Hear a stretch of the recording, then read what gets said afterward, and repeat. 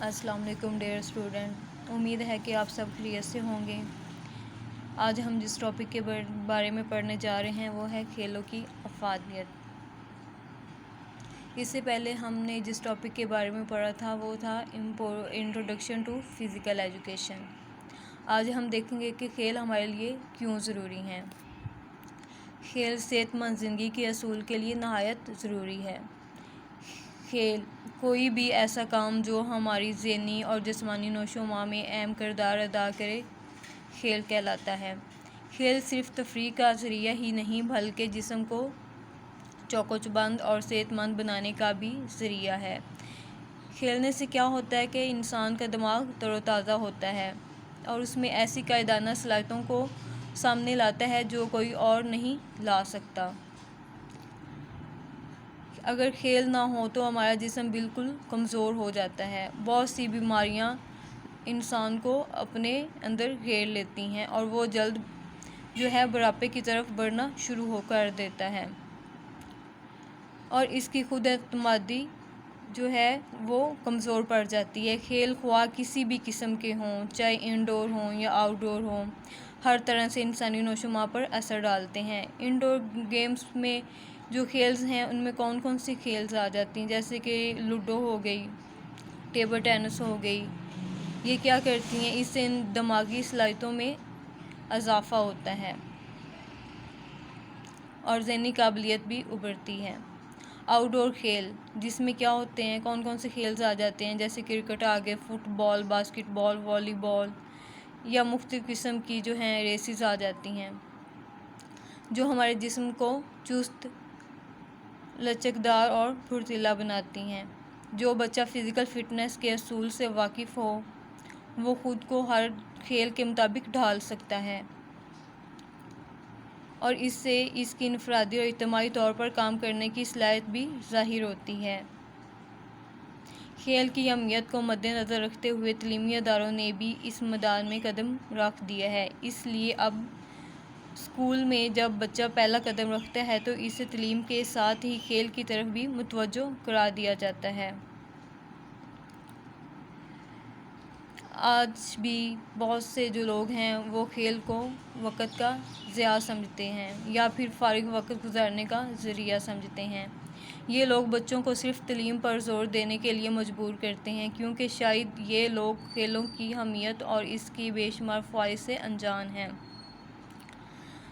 جبکہ جو کھیل ہیں انسان کی شخصیت کو سنوارنے میں اہم کردار ادا کرتے ہیں۔ کھیل کود سے انسان میں کیا ہوتا ہے، فرمانبرداری پیدا ہوتی ہے، تحمل مزاجی، صبر، قوت برداشت تیز ہوتی ہے۔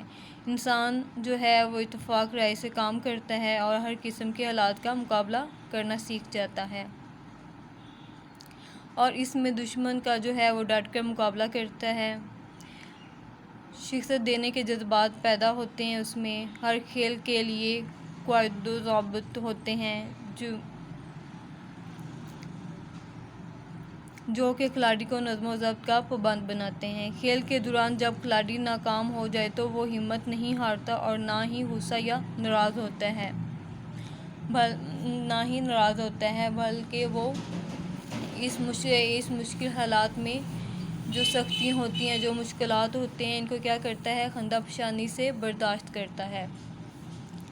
کھیل کو نظم و ضبط کا پابند بناتے ہیں۔ کھیل کے دوران جب کھلاڑی ناکام ہو جائے تو وہ ہمت نہیں ہارتا اور نہ ہی غصہ یا ناراض ہوتا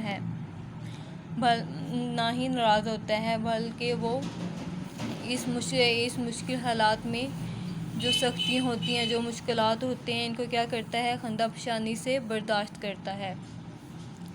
کھیلوں کی اہمیت کو ہر دور میں تسلیم کیا جاتا رہا ہے لیکن موجودہ دور میں اس کی اہمیت و افادیت اور بھی زیادہ ہو گئی ہے کیونکہ اس دور میں سائنسی ایجادات نے انسان کو اس قدر آسائش فراہم کی ہے جس سے جسمانی محنت و مشقت روز بروز کم ہوتی جا رہی ہے۔ جو انسان کا زیادہ تر کام ہوتا ہے وہ خود کار مشینوں نے سنبھال لیا ہے۔ ان تمام جو بھی سائنسی دور میں جو بھی سائنسی مشینیں ہیں، ان تمام ایجادات نے انسان کو سست اور کاہل بنا دیا ہے جس سے جسم کے تمام اعضاء کی کارکردگی ہے وہ متاثر ہو رہی ہے۔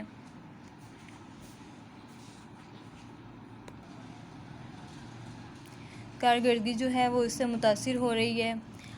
حرکت ہی زندگی کا دوسرا نام ہے اور کھیل حرکت کی بہترین صورت ہے۔ کھیل ہمہ گیر اور عالمگیر، ہمہ گیر شامل کرنا اور عالمگیر دنیا کو فتح کرنے والا۔ جہاں زندگی جلوہ گر ہے وہاں کھیل کسی نہ کسی صورت یا روپ میں موجود ہے۔ کھیل ہماری زندگی کا لازمی حصہ ہے۔ جدید زمانے میں کھیل نے سماجی رجحان کو جنم دیا ہے۔ عہد جدید میں کھیل کی ضرورت اس لیے محسوس کی جاتی ہے کہ اس کے ذریعے صحت مندی اور جسمانی توانائی و تندرستی حاصل ہوتی ہے اور عضلات اور اعصاب میں آمادگی پیدا ہوتی ہے۔ کیونکہ جب تک اعصاب و عضلات میں مکمل آمادگی نہ ہو تو کسی بھی مہارت پر عبور حاصل نہیں ہو سکتا۔ جو ہمارے اعصاب ہیں وہ کیا کرتے ہیں، عضلات کو پیغام پہنچاتے ہیں تو حرکت وقوع پذیر ہوتی ہے۔ اس کے بعد جسمانی قوت سے بہت سے ذہنی اور اخلاقی فوائد حاصل ہوتے ہیں۔ جسمانی صلاحیت سے معلومات زندگی احسن طریقے سے ادا ہوتے ہیں۔ صحت مند جسم ذہنی کام کو آسان اور یقینی بنا دیتا ہے۔ جو کھیل کا میدان کردار سازی کی بہترین تربیت گاہ ہے۔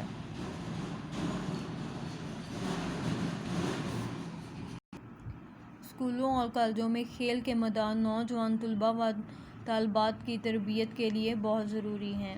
ماہرین تعلیم جسمانی نے کھیلوں کی افادیت کے پیش نظر انہیں نظام تعلیم کا ایک اہم جز قرار دیا ہے۔ سائنسی دور میں کوئی ایسا تعلیمی ادارہ نہیں جہاں کھیلوں کا انتظام اور سہولتیں فراہم نہ کی گئی ہوں۔ اسکول و کالجوں میں کھیلوں کی برکتیں یہ ہیں کہ طلباء میں قوت برداشت، انصاف اور اخلاقی خوبیاں پیدا ہوتی ہیں اور وہ دنیا کی مشکلات اور سختیوں کو خندہ پیشانی سے برداشت کرتے ہیں۔ اس سلسلے میں کالجوں اور یونیورسٹیوں میں منظم کھیلوں کے مقابلے منعقد کروائے جاتے ہیں۔ اس کے علاوہ تفریح جو ہیں وہ ٹورز بھی کیے جاتے ہیں۔ کھیلوں کی افادیت کے بارے میں روسو نے کچھ یوں کہا ہے: طلباء کھیل کے میدان میں جو کچھ ایک دوسرے سے سیکھتے ہیں وہ ان کے لیے جماعت کے اسباق سے ہزار درجے بہتر ہے۔ طلباء کھیل کے میدان میں جو کچھ ایک دوسرے سے سیکھتے ہیں، جو کچھ بھی جیسے گروپ بنتے ہیں، بچے آپس میں ایک دوسرے کو دیکھتے ہیں، ان سے بہت کچھ سیکھتے ہیں۔ جو وہ پریکٹیکل سیکھتے ہیں وہ جماعت کا اسباق ہے اس سے ہزار درجے بہتر ہوتا ہے۔ آج کا جو ہمارا ٹاپک تھا وہ یہیں تک تھا۔ کل ہم جو ہے وہ ڈیفینیشن جو ہیں یہ کھیلوں کی افادیت کی ڈیفینیشن پڑھیں گے۔